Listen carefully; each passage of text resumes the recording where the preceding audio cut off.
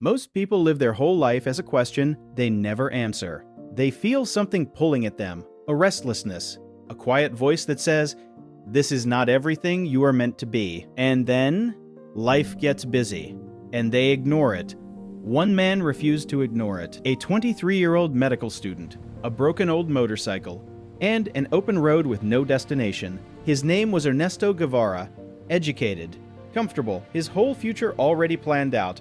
But that voice inside him would not stop. So he rode, through Argentina, through Chile, through Peru, through the forgotten corners of a continent the world had stopped looking at, and what he saw there did not just change him. It destroyed who he was, and rebuilt him into something else entirely.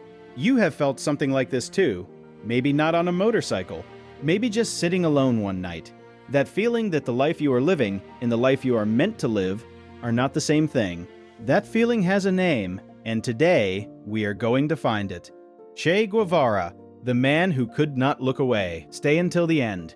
Because the most important thing Che ever understood, it will not be what you expect. Before Che became a revolutionary, before the beret, the beard, the famous photograph, he was just a sick boy in Argentina, severe asthma. Since childhood, he could not breathe properly, could not run, could not live like other children. So while other children played outside, he read Marx, Freud, Neruda, Sartre, philosophy, poetry, history. His subconscious was being quietly shaped, not by comfort, but by suffering. And then came 1952, the motorcycle, the journey. He saw miners in Chile working 16-hour days, dying before 40.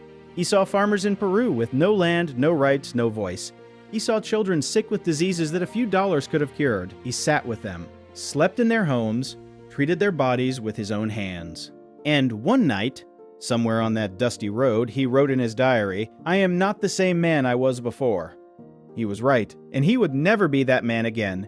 Sign 1, he practiced radical empathy. Most of us have learned a quiet skill, the skill of emotional distance. We see suffering, we feel it for a moment, and then, without even realizing it, we protect ourselves.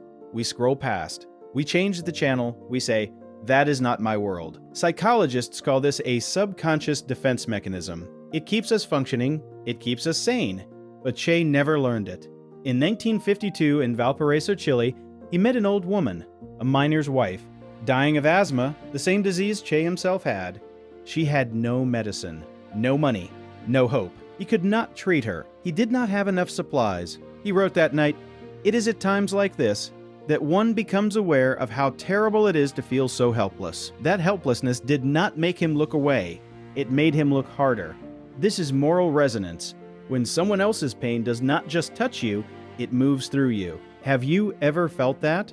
That someone else's suffering landed so heavy in your chest that you could not pretend it had nothing to do with you. That is not a weakness, that is a compass.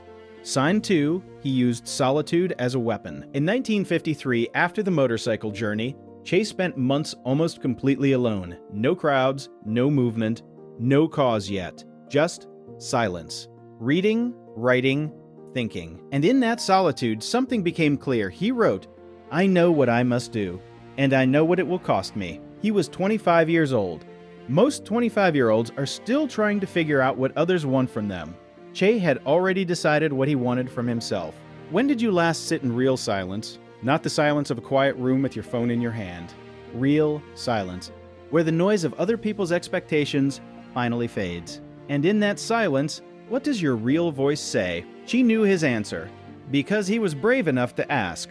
Sign 3, his vulnerability was his strength. Here is what nobody tells you about Che Guevara. He was afraid. His asthma attacks would hit in the middle of combat. He wrote about fear, about doubt, about lying awake at night wondering if any of it was worth it. He wrote to his mother from the Cuban jungle, "I still feel your absence keenly, Mama." This man, who the world sees as fearless, was writing letters to his mother about how much he missed her. This was not weakness. This was vulnerability in its truest form. Because he felt all of it. The fear, the love, the longing, the rage. And he kept going anyway. Most people build walls around their feelings to survive. Che used his feelings as fuel. There is a profound philosophy in this. Hypervigilance to your own inner world is not fragility. It is self-knowledge. And self-knowledge is the beginning of everything. What feeling are you currently armoring yourself against? What would happen if you let yourself actually feel it? Sign 4, he believed in the new man. This is Che's most original and most misunderstood idea. He called it Hombre Nuevo, the new man. Not a political slogan, a philosophical vision. Che believed that before you can change a system, you must first change a human being free from greed, free from ego, free from the hunger for personal gain at the cost of others, someone who lives, genuinely lives for collective good. The true revolutionary is guided by great feelings of love, not rage, not hatred, not ideology. Love. This connects to Rousseau, to Marx, to Fanon. All believed the same thing, that human beings are not naturally selfish. We are shaped by broken systems into broken versions of ourselves. Which parts of you were shaped by the world around you?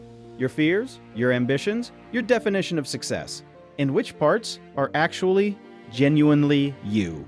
That question is where philosophy begins. Now, before we go further, I want to say something important. Che Guevara was not a perfect man. He made brutal decisions. He believed violence was sometimes necessary. Historians debate his legacy with complexity, and they are right to do so. But this video was never about whether Che was right or wrong. It was about what his life reveals, about the human condition, about what happens when a person refuses to look away, about what becomes possible when someone chooses to actually feel. And that is always worth understanding. Here is what strikes me most about Che Guevara. He was a doctor, trained to heal, trained to preserve life above all else, and yet he chose the hardest, most painful, most dangerous path imaginable. Why? Because for Che, staying comfortable while others suffered felt like a kind of slow death itself. The philosopher Jean Paul Sartre, who met Che personally, called him the most complete human being of our era. Not the most powerful, not the most successful, the most complete. Because Che had done what most human beings never do. He aligned his inner world with his outer actions. What he felt and what he did were the same thing. The most radical thing you can do in a comfortable world is to actually feel what is in front of you. Not perform feeling. Not post about feeling. Actually feel. And then ask what that feeling is asking you to do. You do not need a revolution. You need resonance. Find the place where someone else's pain meets your purpose. That place is where your real life begins. And now, what I promised you at the beginning, the most important thing Che Guevara ever understood. It is not about revolution, not about Cuba, not about Marxism, not about any political idea. It is this. Most people spend their entire lives becoming someone the world approves of. Che spent his entire life becoming someone he could approve of. And on October 9th, 1967, in the jungles of Bolivia, surrounded and captured, they asked him, "Are you afraid to die?" He said, "No, because I have lived." You already know what matters to you. You have always known. The noise of the world just makes it hard to hear. Find your silence, ask your real question, and then live like the answer matters. Because it does. The revolution is not an apple that falls when it is ripe. You have to make it fall. Che Guevara. If somewhere in this video, something shifted inside you, not just about Che, but about yourself, then this video did exactly what it was meant to do. And if it resonated with you, you already know what to do.